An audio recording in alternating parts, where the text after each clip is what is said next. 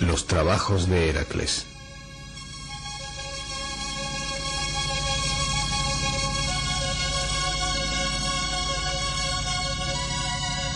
Los antiguos griegos no consideraron siempre a los héroes como seres sobrenaturales o de naturaleza casi divina. Según Homero, sus rasgos son los de un hombre fuerte y valeroso o especialmente venerado por su sabiduría, como por ejemplo Laertes, Egipto o Demódoco. El héroe solo podía ser un príncipe de estirpe ilustre, como Ulises o Melenao.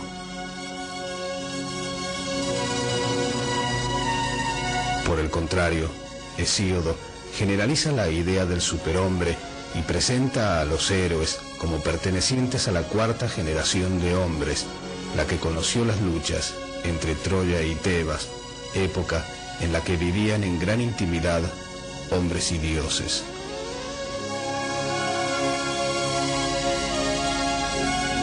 El culto que los griegos rendían a los héroes tenía muchos rasgos comunes con la devoción con que honraban a sus antepasados, pues eran sus ascendentes más ilustres. Por eso se les tributaban los ritos apropiados. Pero la función principal de los héroes era la de servir de nexo entre los hombres y la divinidad. Mientras los hombres, al morir, se convertían en sombras impalpables, los héroes no perdían ninguna de sus cualidades primeras y además podían interceder por los mortales.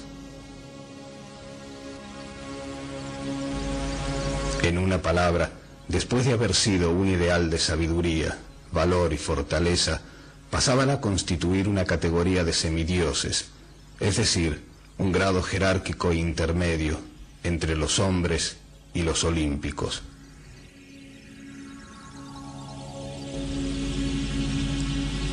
De todos los héroes griegos, el más famoso, merced a su fortaleza, es sin duda Heracles, llamado Hércules por los romanos. En efecto, Heracles era considerado como la personificación de la fuerza física, y en su calidad de héroe atlético se le atribuía la fundación de los Juegos Olímpicos, que, según cuenta Píndaro, estableció en todos sus detalles. Pero la función principal de Heracles era la de protector. A él se recurría sobre todo cuando se estaba en peligro y tenía también atribuciones de carácter curativo. Era invocado en casos de epidemias y se le consagraron fuentes de agua mineral en Himera y las Termópilas. Él preside todas las ramas de la educación helénica y después de haber sido la divinidad del esfuerzo físico, se convierte en el dios que canta el triunfo acompañándose él mismo con la lira.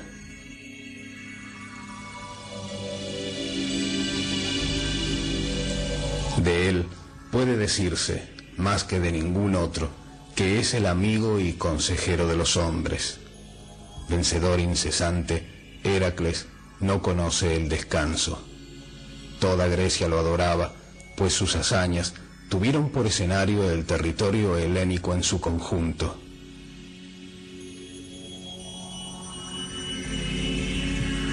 Heracles desciende de Perseo, cuyo hijo Alceo, el fuerte, engendró a Anfitrión, supuesto progenitor del héroe. Por otra parte, Electrión, el brillante, otro hijo de Perseo, era el padre de Alcmena, la fuerte. Heracles iba a nacer, pues, bajo el signo de la fuerza y de la luz. Su nacimiento tendrá además un entroque divino. Zeus, queriendo un hijo que fuese un poderoso protector, tanto para los humanos como para los inmortales, bajó de noche a la ciudad de Tebas y adoptando los rasgos de Anfitrión, quien se encontraba luchando contra los telebeos y tafios, se unió a la esposa de éste, Alcmena, y yació con ella toda la noche, a la que dio la duración de 3.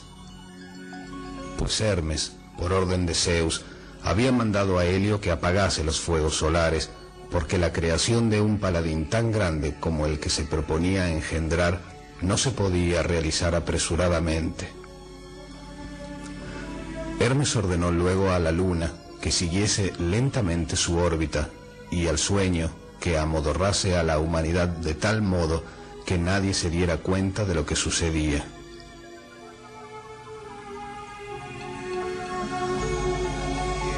Al día siguiente, cuando Anfitrión volvió rebosante de entusiasmo por la victoria y lleno de pasión por ella, Alcmena no le acogió en el lecho matrimonial con el arrobamiento que él esperaba. Anfitrión, que no pudo entender esta actitud, consultó con el adivino Tiresias, quien le reveló lo ocurrido, y en adelante no se atrevió a volver a dormir con Alcmena por temor a incurrir en los celos divinos. 9 meses después, en el Olimpo, Zeus se jactó de que había engendrado un hijo que estaba a punto de nacer, quien se llamaría Heracles, en griego Iraclis, de Hira, esposa de Zeus, y Cleos, gloria, o sea, gloria de Hera, y que gobernará la noble casa de Perseo. Al oír esto, Hera le hizo prometer que si a la casa de Perseo le nacía algún príncipe antes del anochecer, sería rey supremo. Cuando Zeus hizo al respecto un juramento inviolable, Hera fue inmediatamente a Micenas, donde apresuró los dolores de parto de Nícipe, esposa del rey Esténelo, hijo también de Perseo. Luego corrió a Tebas y se sentó con las piernas cruzadas ante la puerta de Alcmena, con las ropas atadas en nudos y los dedos fuertemente entrelazados.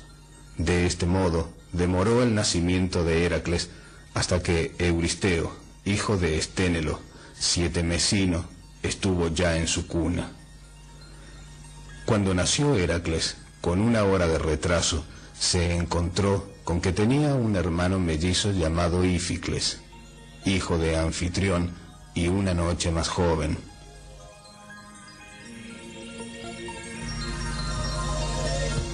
Cuando Hera volvió al Olimpo, se jactó tranquilamente de haber conseguido mantener a Ilitía, diosa del parto, alejada de la puerta de Alcmena.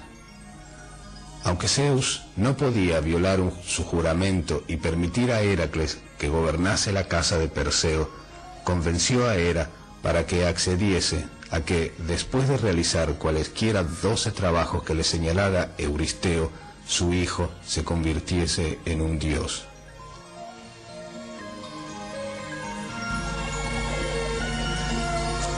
Alcmena, temiendo los celos de Hera, abandonó a su recién nacido en un campo fuera de las murallas de Tebas, y allí, por instigación de Zeus, Atenea llevó a Hera a dar un paseo casual. «Mira qué niño tan maravillosamente robusto», exclamó Atenea, simulando sorpresa. Su madre debía de estar loca para abandonarlo en un campo pedregoso. «Ven, tú tienes leche, dale de beber a la pobre criatura». Sin pensar, Hera lo tomó y se desnudó el pecho, del que Heracles mamó con tal fuerza que el dolor hizo que la diosa lo arrojara al suelo. Un chorro de leche ascendió al firmamento y se convirtió en la Vía Láctea. Heracles era ya un inmortal.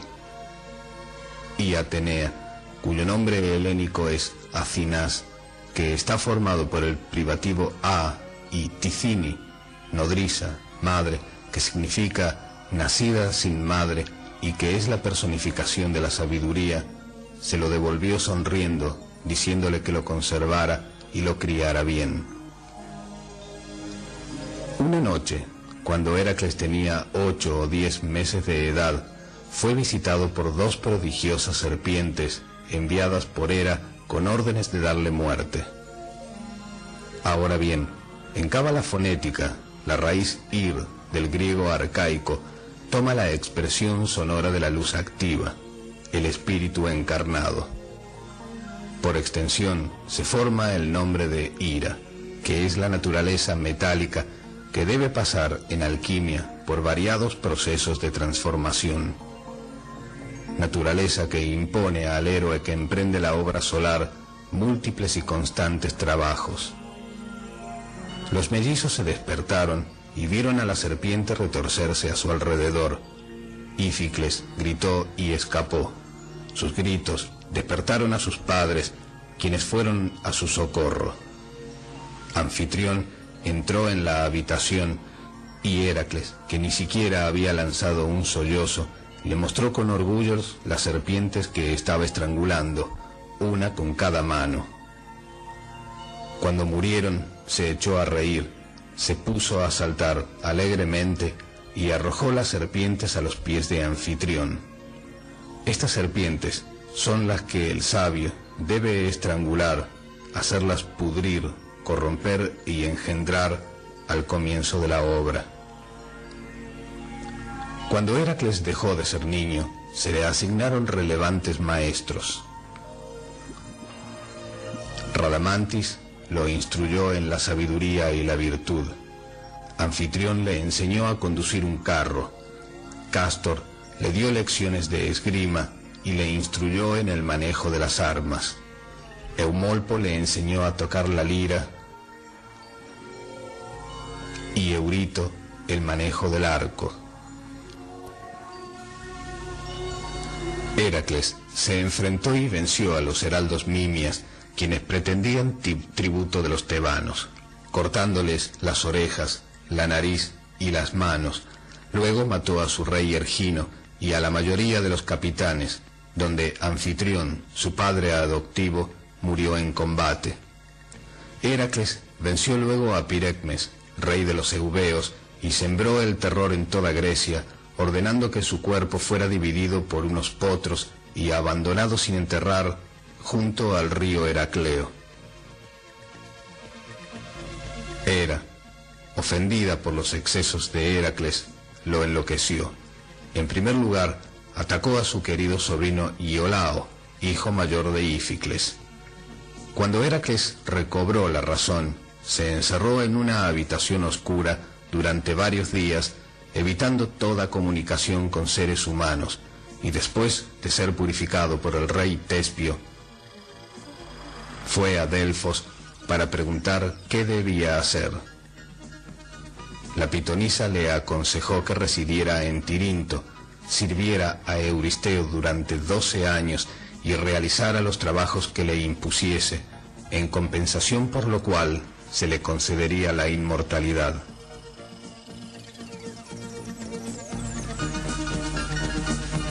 Ahora bien, la gran obra individual se cumple en el dominio zodiacal de las potencias titánicas. Los 12 trabajos de Heracles, prototipo del héroe solar, señalan la vía secreta que conduce hasta el grado de maestro perfecto y gran elegido, y sintetizan la preparación del Mercurio desde su estado caótico primigenio hasta su completa exaltación.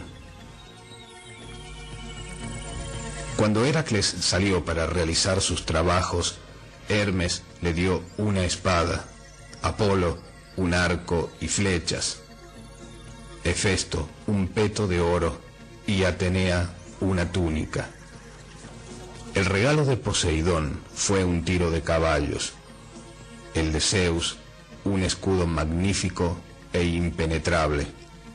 Su sobrino Iolao participó en los trabajos como su auriga o escudero.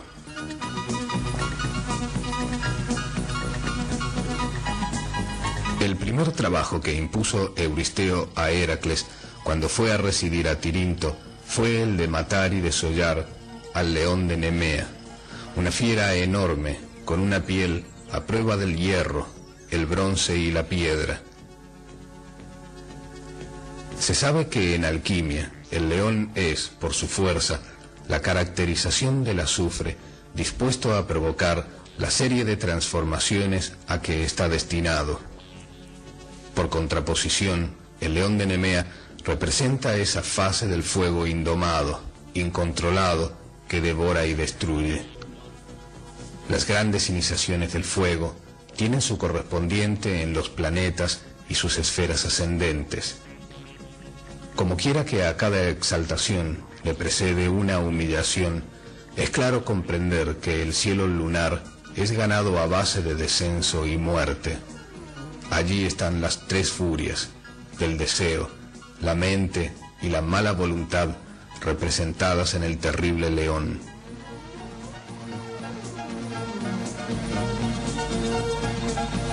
Heracles llegó a Nemea y no encontró a nadie allí, pues la fiera había despoblado a la vecindad. Luego fue al monte Treto y al poco tiempo divisó al león que volvía a su guarida. Le lanzó una andanada de flechas, pero rebotaron en la espesa piel. Luego, Heracles utilizó la espada, que se dobló como si hubiera sido de plomo. Finalmente, levantó la clava y le descargó con ella tal golpe en el hocico que el animal se introdujo en su cueva sacudiendo la cabeza.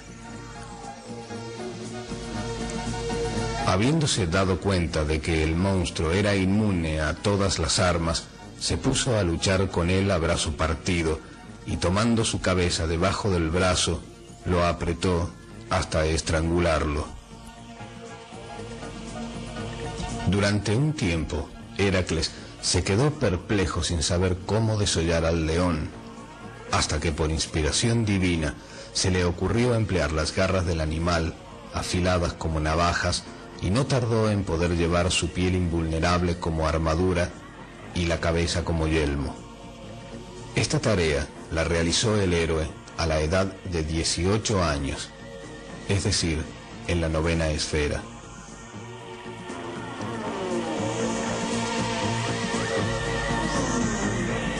El segundo trabajo impuesto por Euristeo fue la muerte de la hidra de Lerna, un monstruo nacido de Tifón y Equidna y criado por Hera como una amenaza para Heracles. Lerna se halla junto al mar, a unos 8 kilómetros de la ciudad de Argos. Al oeste se alza el monte Pontino, con su bosque sagrado de plátanos que se extiende hasta el mar. Todos los años se realizaban en Lerna ritos nocturnos secretos en honor a Dionisio, quien descendió al Tártaro en este lugar cuando fue en busca de Céleme, y no lejos de allí se celebraban los misterios de Demeter Lernea en un recinto que señala el lugar donde Hades y Perséfone descendieron también al Tártaro.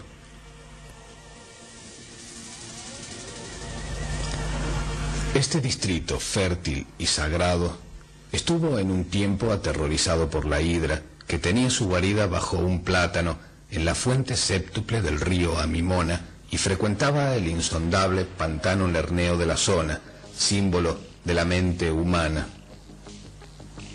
La hidra tenía un cuerpo prodigioso, parecido al del perro, y 7 cabezas serpentinas, y era tan venenosa que su solo aliento o el olor de su rastro podía destruir la vida. Esta hidra polifacética es una imagen alegórica que personifica a la mente con todos sus defectos psicológicos.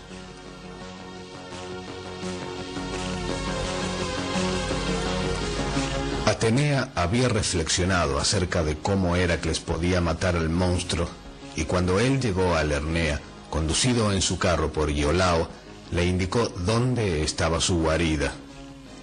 Por consejo de la diosa, obligó a la hidra a salir arrojándole flechas ardientes y luego contuvo el aliento mientras la atrapaba. Pero el monstruo se le enroscó en los pies en un esfuerzo por hacerlo caer. En vano le golpeaba a Heracles las cabezas con su clava, pues tan pronto como aplastaba una, surgían 2 o 3 en su lugar.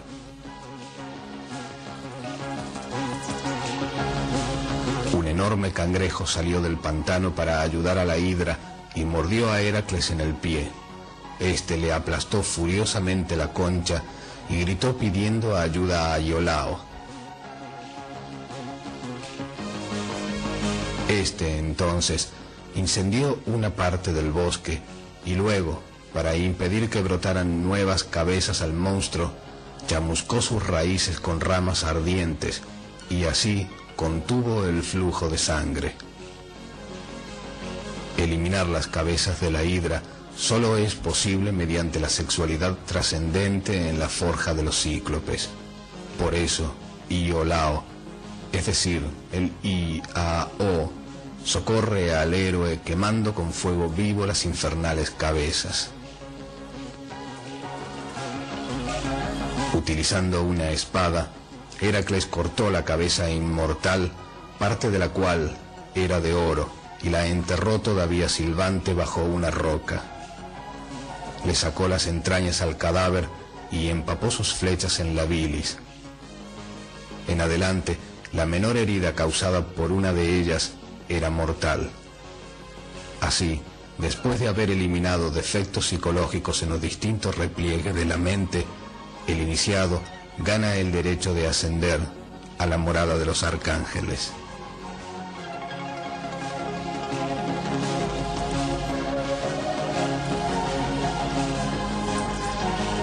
El tercer trabajo consistió en capturar a la cierva de Serinia y llevarla viva de Enoe a Micenas.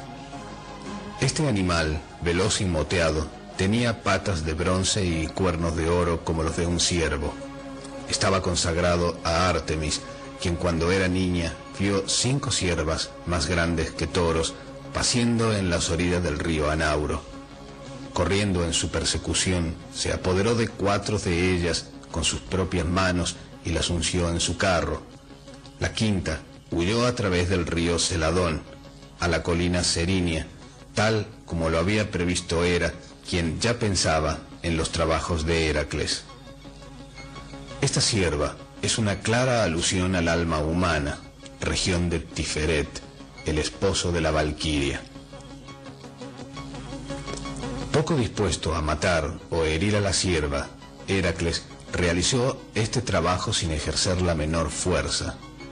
La persiguió incansablemente durante 1 año y esa cacería lo llevó hasta Istria y el país de los hiperbóreos.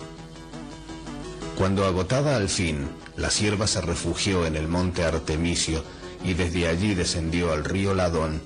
Heracles disparó una flecha con la que le sujetó las patas delanteras, haciéndola pasar entre el hueso y el tendón sin derramar sangre. Luego la recogió, se la puso sobre los hombros y se apresuró a volver por la Arcadia a Micenas. Así el noble conquista las facultades del mundo causal.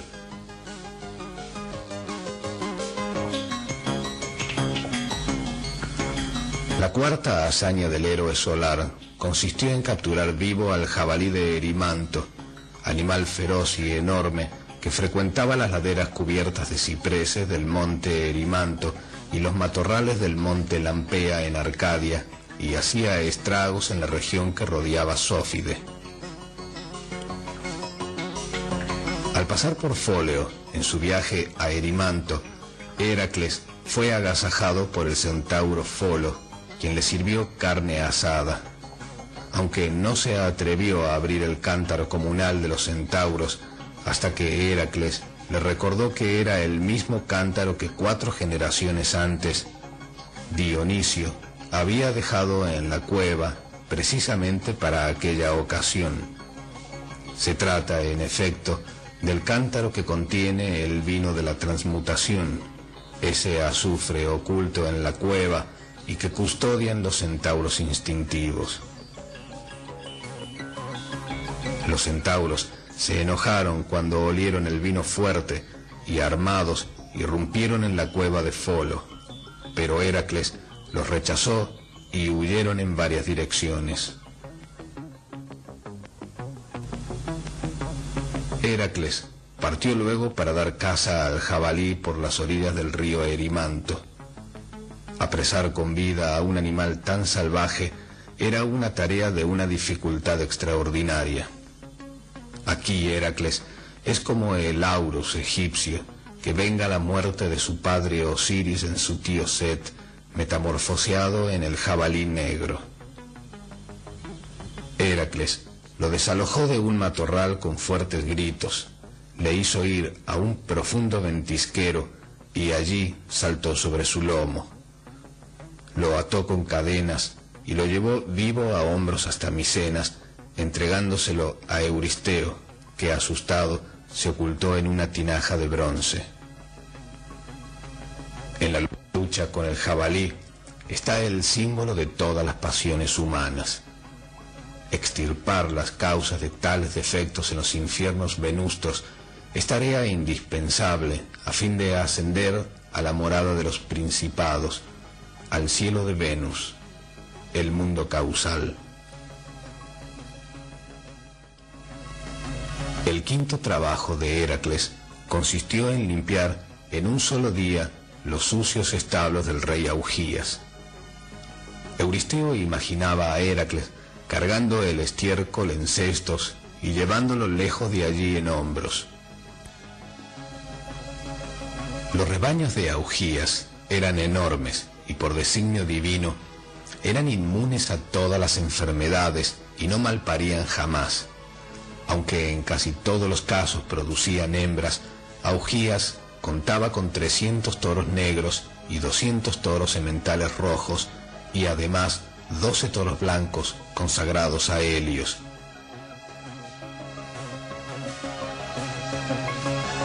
Uno de los cuales, Faetonte, tenía el privilegio de brillar como una estrella. Tales sementales alegorizan el karma zodiacal, así como los rebaños simbolizan la multiplicidad de los agregados psíquicos. Ahora bien, en los establos y los rediles de Augías no habían recogido el estiércol desde generaciones, y aunque el hedor apestoso no afectaba a los animales mismos, difundía su pestilencia por todo el Peloponeso. Además, los prados del valle estaban cubiertos por una capa de estiércol tan espesa que no se los podía arar para cultivar los cereales. Heracles se comprometió a limpiar los establos antes del anochecer a cambio de la 10ª parte del ganado. Augías rió incrédulamente y llamó a Fileo, su hijo mayor, como testigo. Jura que realizarás el trabajo antes del anochecer, es decir, antes de que vengan las tinieblas de la ignorancia. Así juró Heracles, por primera y última vez, en nombre de su padre Zeus. Augías juró a sí mismo que cumpliría su parte del trato. Por consejo de Menedemo y con ayuda de Iolao, Heracles primeramente abrió la pared de los establos en 2 lugares y luego desvió los ríos vecinos Alfeo y Pemeo, símbolos de los canales energéticos, Ida y Pingalá, de modo que sus aguas corrieron a través de los establos, los limpiaron y luego limpiaron también los rediles y los pastos del valle. Este trabajo debe identificarse con Acuario, casa zodiacal de Urano, que equivale a Ur-Anas, el fuego y el agua primordiales. Por ello, decían los sabios alquimistas, hay que hacer pasar sobre nuestra tierra todas las aguas del diluvio. Estas son imágenes expresivas de la labor que exige la purificación perfecta, obra tan fastidiosa que ha desanimado a gran cantidad de alquimistas, más ávidos que laboriosos y más entusiastas que perseverantes.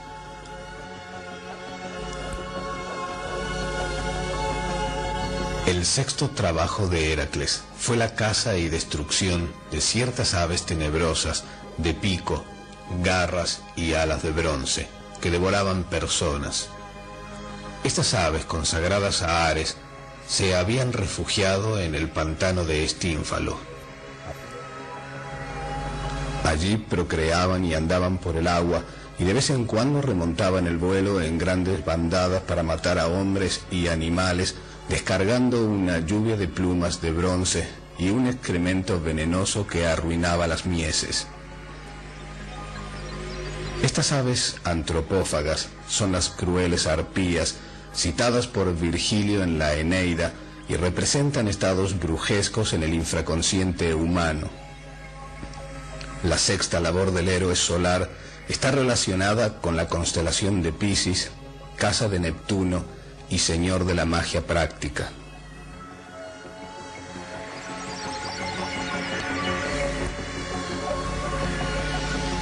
Cuando llegó al pantano, que estaba rodeado por un espeso bosque, Heracles se vio en la imposibilidad de ahuyentar a las aves con flechas, pues eran demasiado numerosas. Además, el pantano no parecía lo bastante sólido como para que un hombre pudiera caminar sobre él, ni lo bastante líquido para utilizar una embarcación. Mientras Heracles permanecía en la orilla sin saber qué hacer, Atenea le dio un par de címbalos de bronce hechos por Hefesto. Desde un monte que dominaba el pantano, Heracles tocó los címbalos, produciendo tal estrépito que las aves, enloquecidas de terror, levantaron el vuelo, formando una gran bandada. Derribó a muchas de ellas mientras volaban frente a la isla de Ares en el Mar Negro. Esta es la alegoría de los Ginas negros, personajes tenebrosos que existen por doquier y que están relacionados con elementos brujescos en el fondo de la psiquis.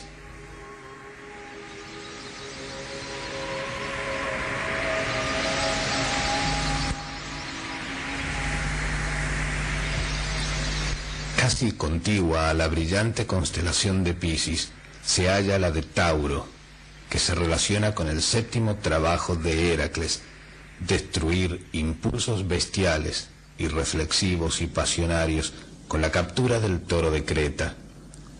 Dicho toro fue dado a Minos por Poseidón para que se lo ofreciera en holocausto, pero el rey lo retuvo indebidamente para sí, por lo que Poseidón lo volvió furioso. En esa época, el toro hacía estragos en Creta, especialmente en la región regada por el río Tetris, y aterrorizaba a todo el país. Cuando Heracles se embarcó para Creta, Minos le ofreció toda la ayuda que podía, pero él prefirió apoderarse del toro sin ayuda de nadie. Tras una larga lucha, consiguió llevar al monstruo a Micenas, donde Euristeo lo dedicó a Hera y lo dejó en libertad. Pero Hera, no queriendo aceptar un don que redundaba en la gloria de Heracles, llevó al toro primeramente a Esparta y luego, a través de Arcadia y del istmo, a la maratón ática, desde donde posteriormente Teseo lo llevó a Atenas para sacrificarlo a Atenea.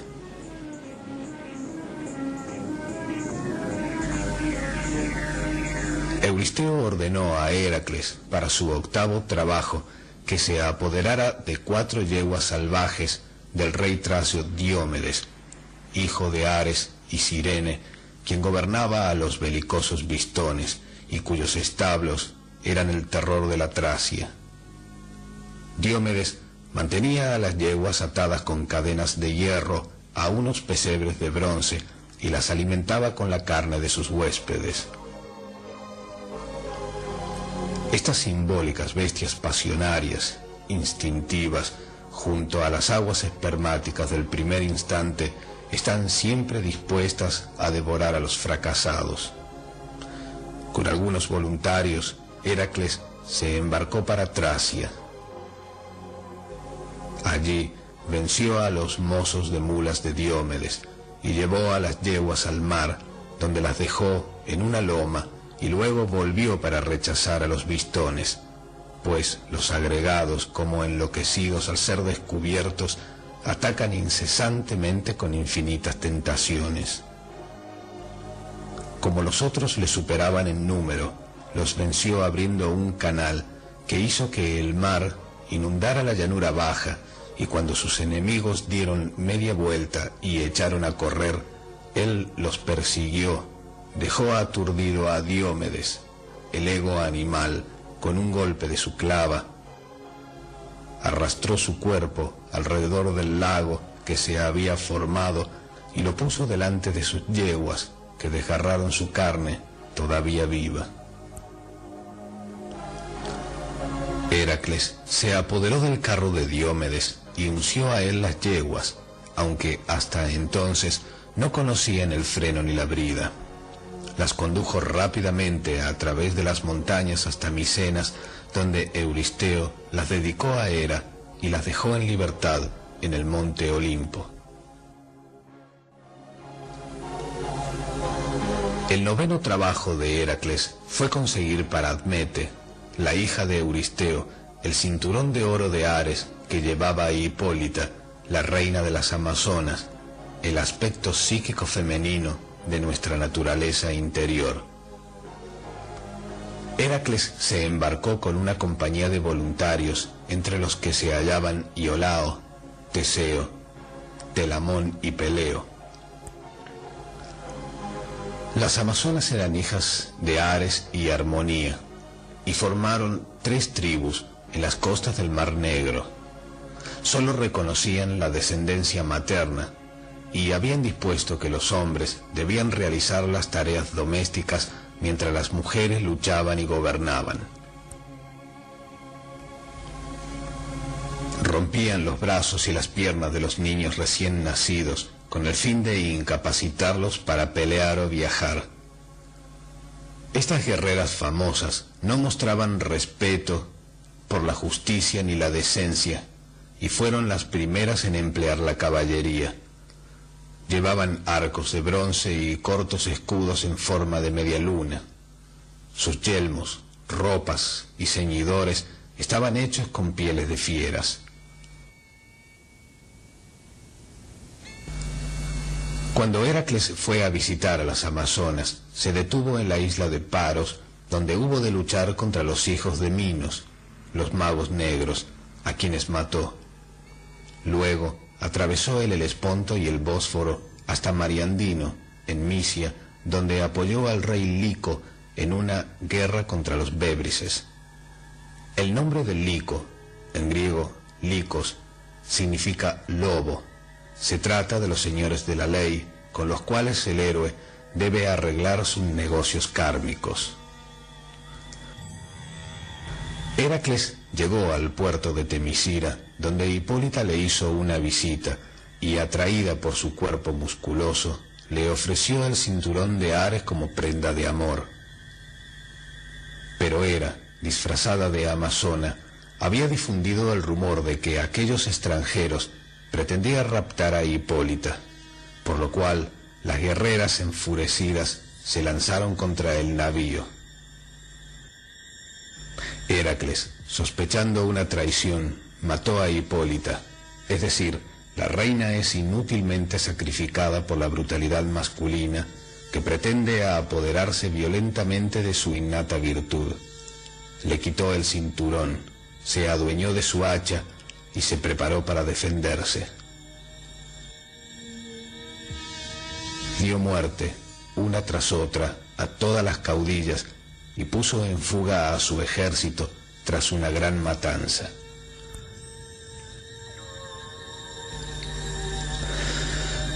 Ese cinto maravilloso, análogo al de Afrodita y emblema de la femineidad, pierde todo su significado y valor al ser separado de su legítima poseedora.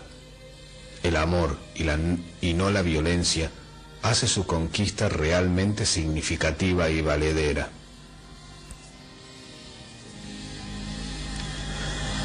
El 10º trabajo de Heracles consistió en apoderarse de los bueyes de Gerión, sin pedirlos ni pagarlos, llevándolos desde Eritrea hasta Tirinto.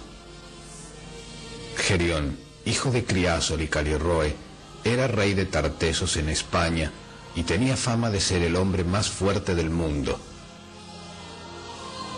Había nacido con 6 brazos y 3 cuerpos unidos en la cintura.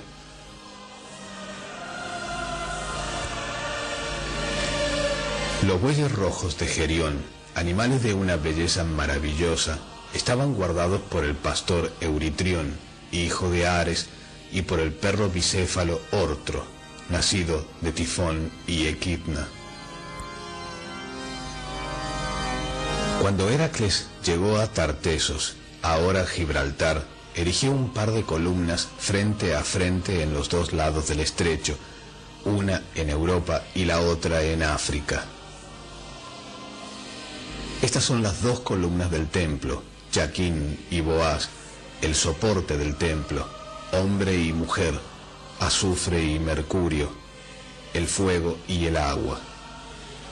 Helio lanzó sus rayos contra Heracles, quien, encontrando imposible trabajar con tanto calor, tomó su arco y disparó una flecha contra el dios.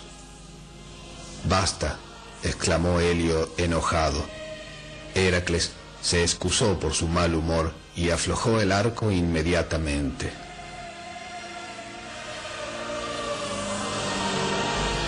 Para no dejarse superar en cortesía, Helio le prestó a Heracles su copa de oro y se embarcó en ella para Eritrea.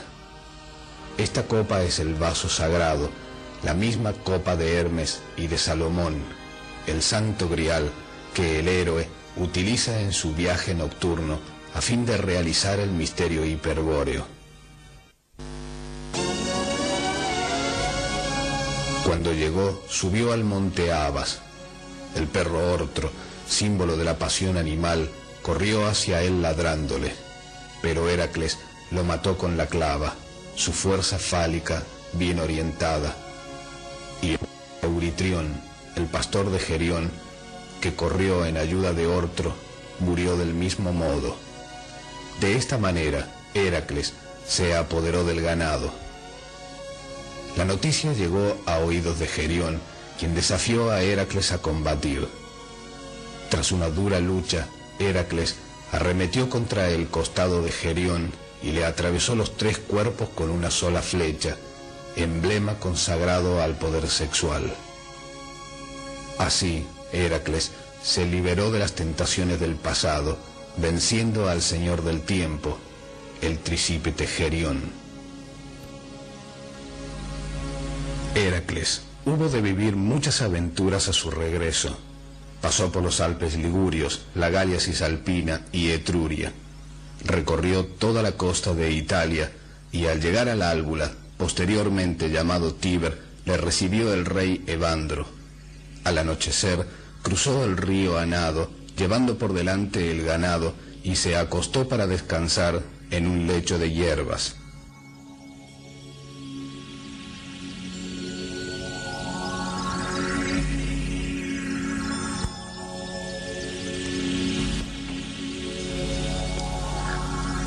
En una profunda cueva cercana vivía un pastor enorme, horrible, llamado Caco.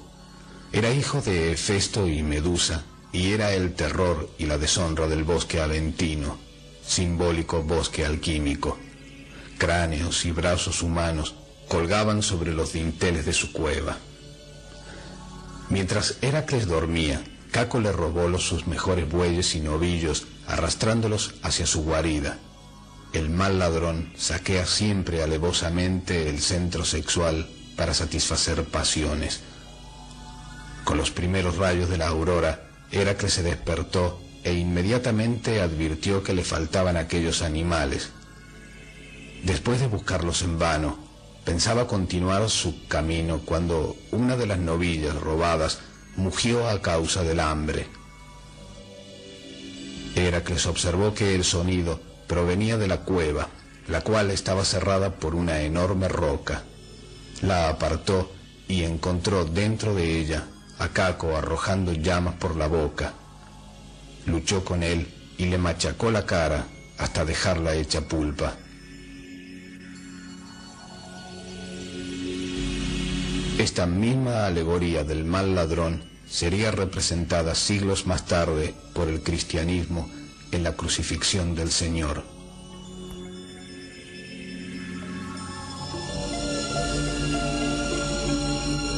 El 11º trabajo consistió en conseguir las manzanas de oro del jardín de las Hespérides.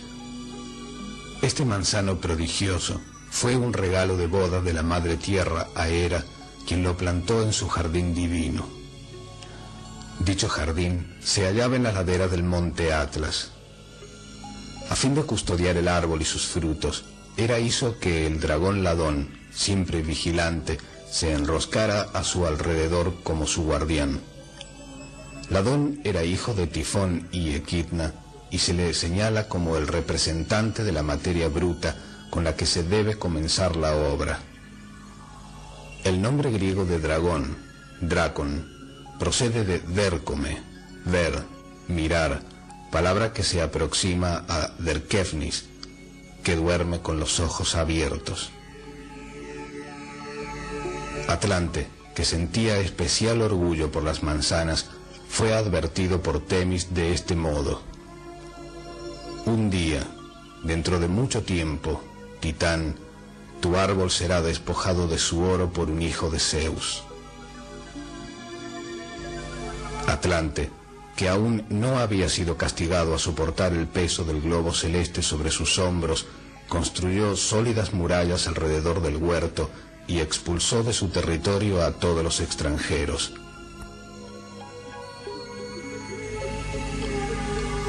Heracles, que no sabía en qué dirección se hallaba el jardín de las Hespérides, marchó a través de Iliria hasta el río Po, el hogar del dios marino oracular Nereo. Las ninfas del río le mostraron a Nereo dormido, sujetó al venerable dios marino y le indujo a profetizar cómo se podría conseguir las manzanas de oro. Nereo, el maestro o guía interior, siempre muestra el camino e instruye acerca de los peligros. Nereo aconsejó a Heracles que no arrancara las manzanas personalmente, sino que emplease a Atlante como su agente. En cuanto al dragón, primer sujeto de la obra, el rudo combate que debe librar con él ha sido desde siempre uno de los secretos más celosamente guardados por los maestros del arte. Llámese artista, alquimista o caballero errante, no es él en persona quien desafía y combate al dragón hermético, sino otra fuerza igualmente poderosa a la que el artista, haciendo el papel de espectador, debe animar, ayudar y proteger en este duelo extraño y sin piedad. Se trata, en efecto, de ese fuego misterioso que actúa en toda la naturaleza.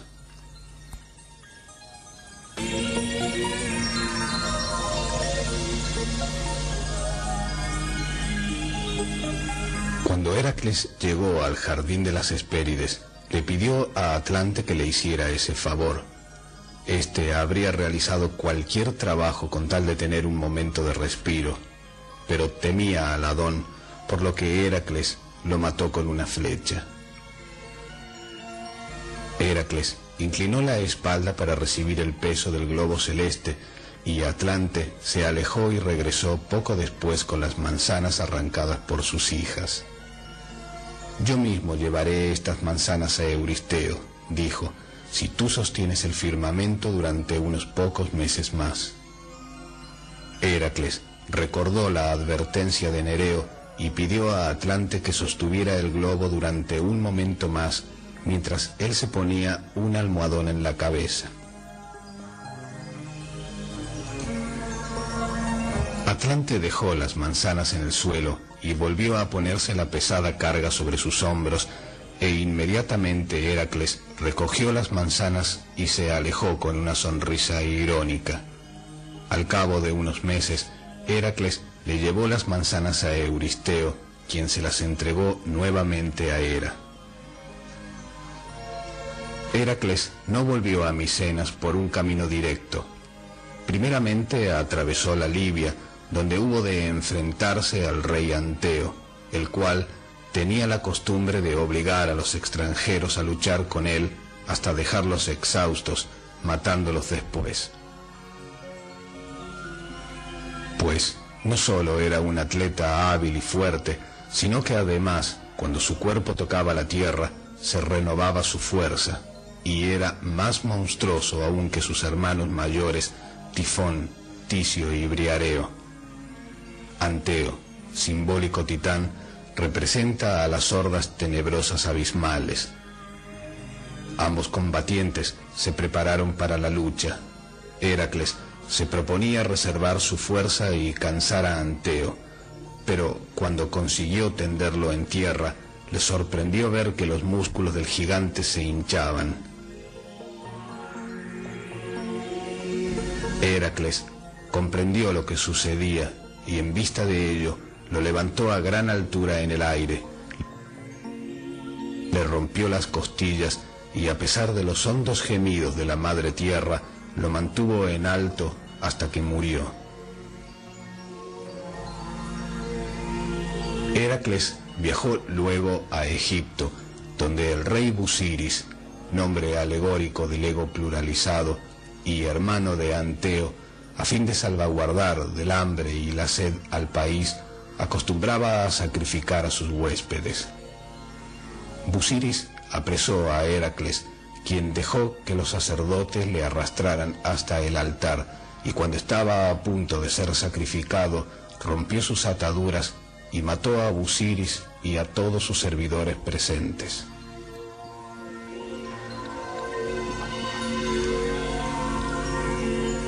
Por fin, Heracles llegó a las montañas del Cáucaso, donde Prometeo estaba encadenado por haber robado el fuego del cielo. Allí, un buitre nacido de Tifón y Equidna le desgarraba el hígado. Prometeo, habiéndose compadecido de la raza humana al verla triste, decidió robar el fuego celeste a fin de animarla. Por este hecho, Zeus lo castigó atándolo a una roca. En efecto, los hombres no supieron utilizar el fuego celeste sino para satisfacer pasiones, por lo que Prometeo Lucifer queda atado con cadenas a la roca sexual mientras un buitre le devora el hígado y las entrañas, centro de infinitas pasiones. Heracles, invocando a Apolo, dios del fuego, mató al buitre atravesándole el corazón y puso a Prometeo en libertad. Y así, Lucifer, en griego Eosforos, de Eos, luz, y Foro, de Fero, traer, es el que trae la luz, el portador del conocimiento, a quien lo libera.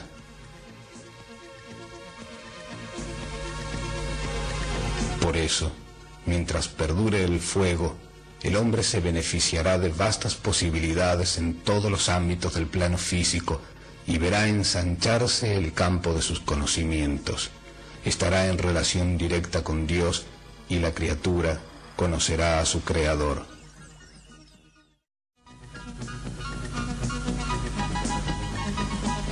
Nuestro sistema solar tiene 12 planetas que están en concordancia con los 12 signos zodiacales y los 12 trabajos de Heracles impuestos por su hermano, es decir, su resplandeciente prototipo divinal.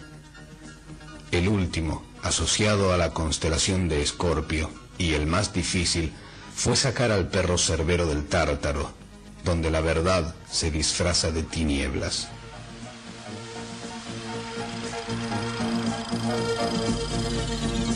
Como medida preliminar fue a Eleusis, donde se inició en los misterios, y se hizo digno de llevar la corona de mirto.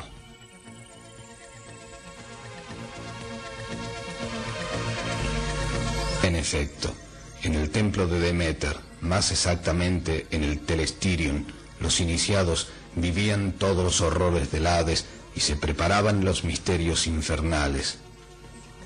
Una vez purificado, Heracles descendió al Tártaro guiado por Hermes y Atenea, es decir, por la sexo-yoga y la sabiduría. Allí, en el submundo, Caronte, el barquero, aterrado por el ceño de Heracles, lo condujo a través del río Estigia sin vacilar.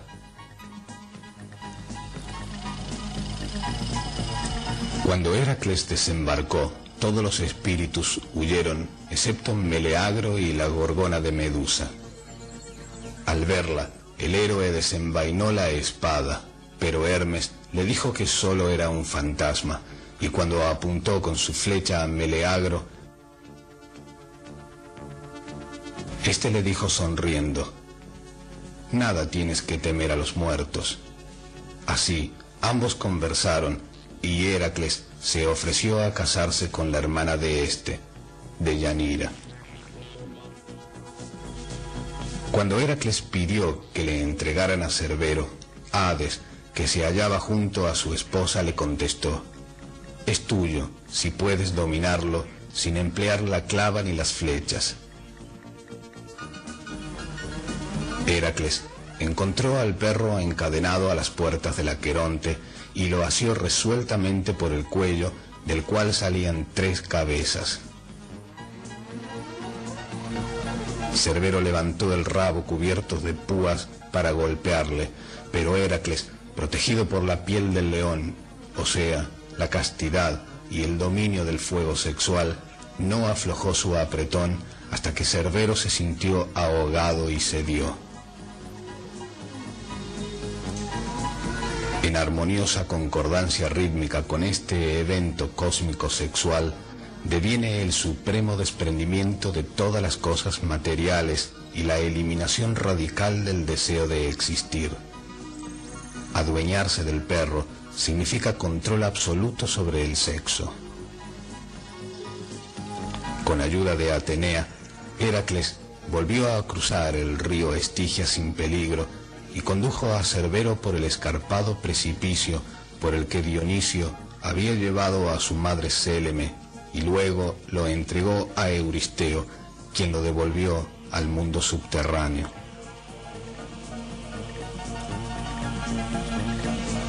Habiendo terminado sus trabajos, el hijo de Zeus encontró nuevas aventuras.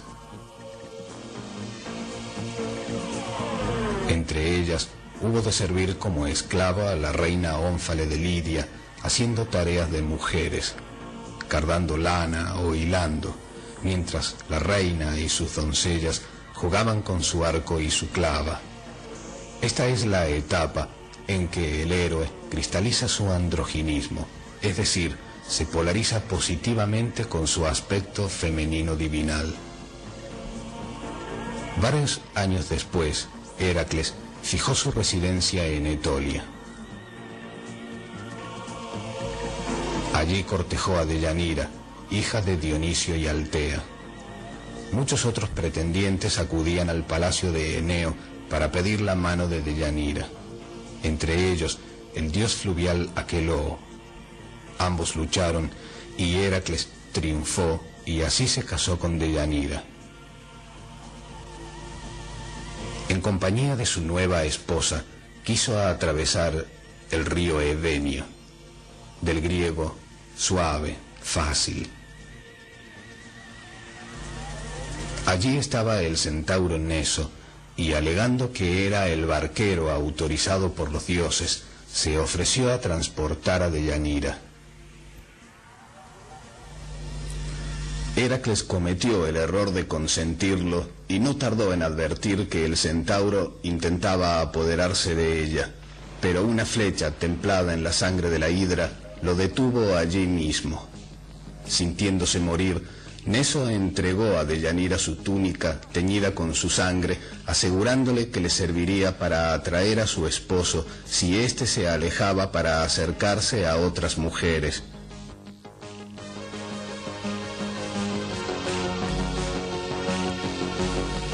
Heracles posteriormente envió a Deyanira a Traquis y al despedirse divulgó esta profecía: «Al cabo de 15 días estoy destinado a morir o a pasar el resto de mi vida en completa tranquilidad».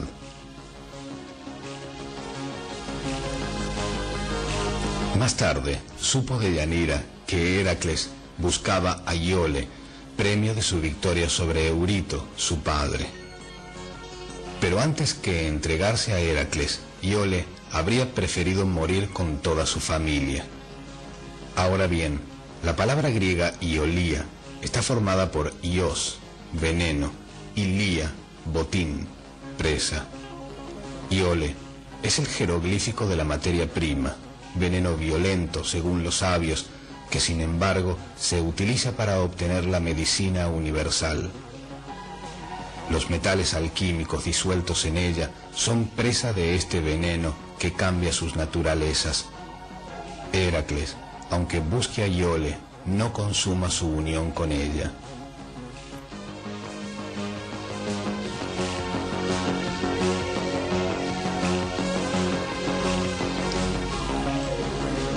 Sin sospechar una venganza por parte de Neso, Deyanira envió la túnica en un cofre con un mensajero para entregársela a su esposo.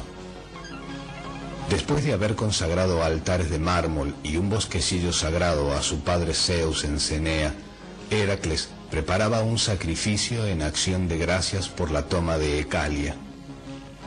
Este vistió la túnica y mientras arrojaba incienso en las llamas, gritó como si le hubiera mordido una serpiente y comenzó a sentir dolores atroces, pues la túnica se le adhirió a su piel de tal modo que al querer quitársela arrancaba con ella sus propias carnes.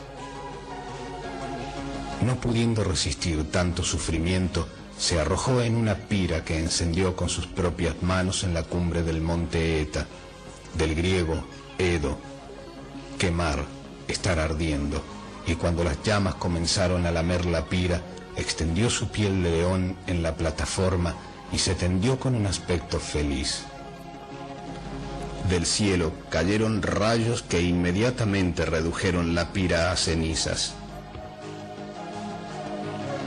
Esta narración se relaciona con las últimas operaciones del magisterio, pues Neso representa a la piedra filosofal aún no determinada, cuyo color varía del carmín a la escarlata brillante. El nombre griego Nisos significa vestidura de púrpura, y la túnica ensangrentada del centauro, que tiene el poder de quemar los cuerpos, indica la perfección del producto acabado. Heracles es la figura del azufre del oro, cuya virtud solo puede ser vencida por la acción de la vestidura roja o sangre de la piedra. Deyanira, mujer de Heracles, personifica el principio mercurial del oro que lucha junto al azufre al que está unido, pero que sucumbe bajo el ardor de la túnica ígnea. En griego, Dianira deriva de diitis, hostilidad, lucha, agonía. Entretanto, en el Olimpo, Zeus anunció: la parte inmortal de Heracles está a salvo de la muerte, y pronto lo recibiré en esta región bendita.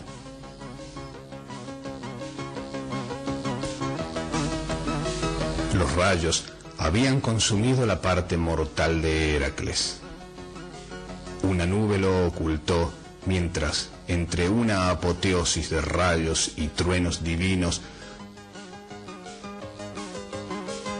Zeus lo transportaba en su carro de 4 caballos, es decir, los cuerpos solares al cielo, donde Atenea lo tomó de la mano y lo presentó solemnemente a los otros dioses. En adelante, Hera consideró a Heracles como su hijo y fue al que más amó después de Zeus, y le dio en matrimonio sagrado a su hija Hebe, el alma que recuerda el Yod-He, Vau-He, el Padre Madre Divinal.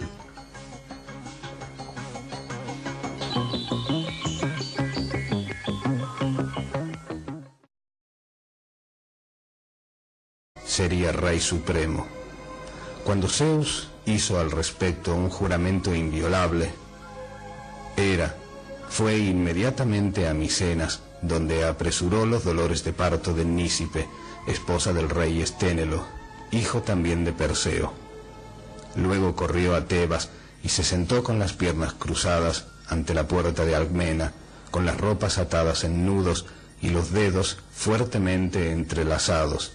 De este modo demoró el nacimiento de Heracles hasta que Euristeo, hijo de Esténelo, 7 mesino, estuvo ya en su cuna. Cuando nació Heracles, con 1 hora de retraso, se encontró con que tenía un hermano mellizo llamado Íficles, hijo de Anfitrión y 1 noche más joven.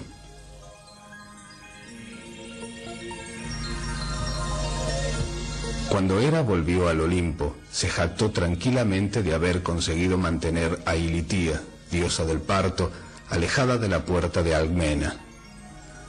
Aunque Zeus no podía violar su juramento y permitir a Heracles que gobernase la casa de Perseo, convenció a Hera para que accediese a que, después de realizar cualesquiera 12 trabajos que le señalara Euristeo, su hijo se convirtiese en un dios.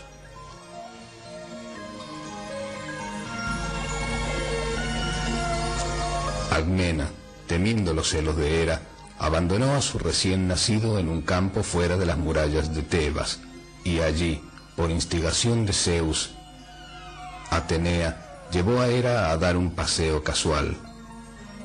«Mira qué niño tan maravillosamente robusto», exclamó Atenea, simulando sorpresa.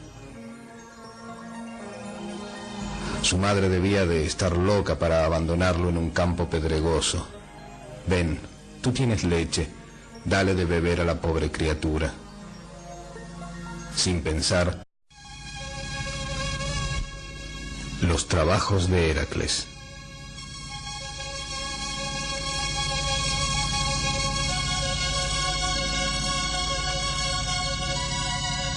Los antiguos griegos no consideraron siempre a los héroes como seres sobrenaturales o de naturaleza casi divina. Según Homero, sus rasgos son los de un hombre fuerte y valeroso, o especialmente venerado por su sabiduría, como por ejemplo Laertes, Egipto o Demódoco. El héroe solo podía ser un príncipe de estirpe ilustre, como Ulises o Melenao.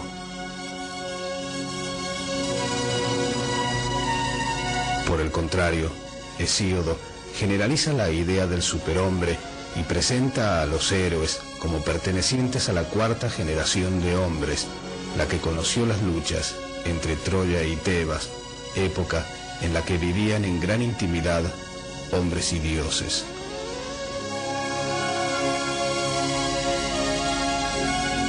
El culto que los griegos rendían a los héroes tenía muchos rasgos comunes con la devoción con que honraban a sus antepasados, pues eran sus ascendentes más ilustres. Por eso se les tributaban los ritos apropiados. Pero la función principal de los héroes era la de servir de nexo entre los hombres y la divinidad. Mientras los hombres, al morir, se convertían en sombras impalpables, los héroes no perdían ninguna de sus cualidades primeras y además podían interceder por los mortales. En una palabra, después de haber sido un ideal de sabiduría, valor y fortaleza, pasaban a constituir una categoría de semidioses, es decir, un grado jerárquico intermedio entre los hombres y los olímpicos.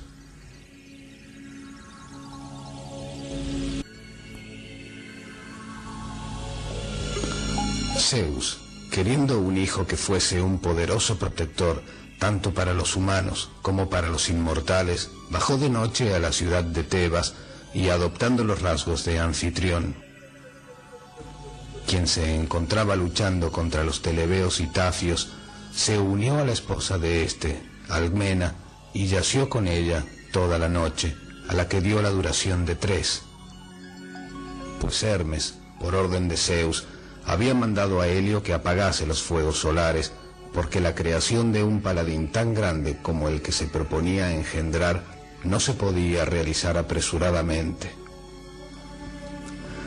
Hermes ordenó luego a la luna que siguiese lentamente su órbita y al sueño que amodorrase a la humanidad de tal modo que nadie se diera cuenta de lo que sucedía.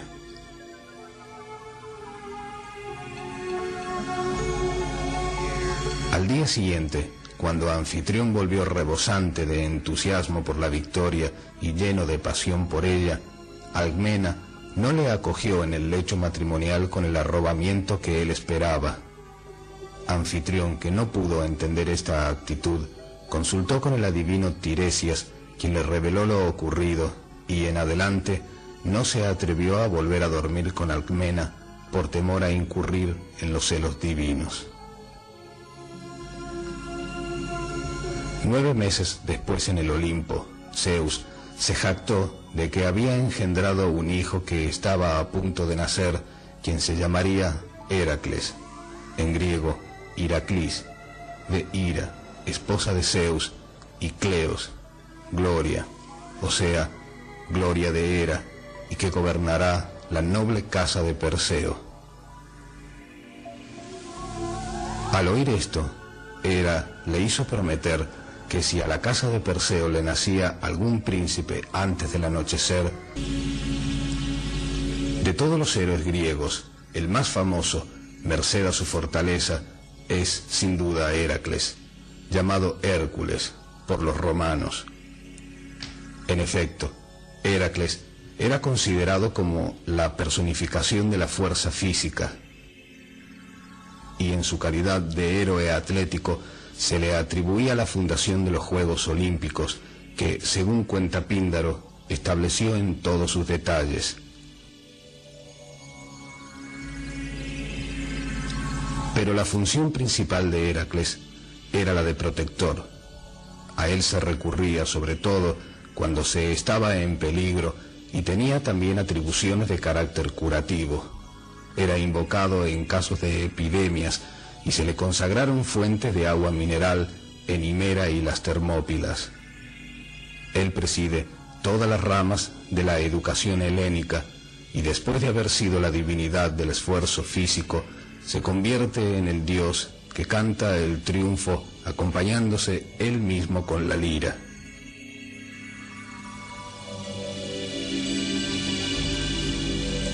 De él puede decirse, más que de ningún otro, que es el amigo y consejero de los hombres. Vencedor incesante, Heracles no conoce el descanso.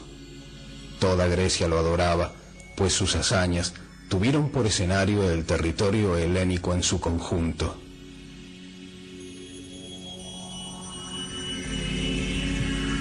Heracles desciende de Perseo, cuyo hijo Alceo, el fuerte, engendró a Anfitrión, supuesto progenitor del héroe.